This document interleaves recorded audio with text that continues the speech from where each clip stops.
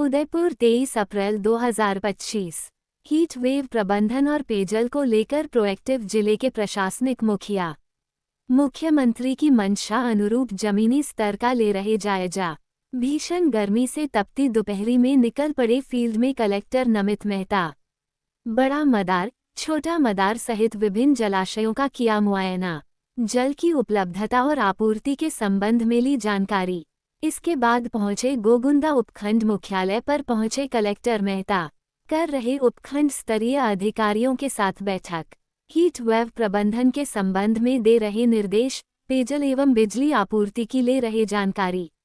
उपखंड क्षेत्र में विभिन्न योजनाओं की प्रगति की कर रहे समीक्षा। गोगुंदा उपखंड अधिकारी शुभम भैसारे, तहसीलदार रणछोड़ सोलंकी समेत विभिन्न विभागों के अधिकारी हैं।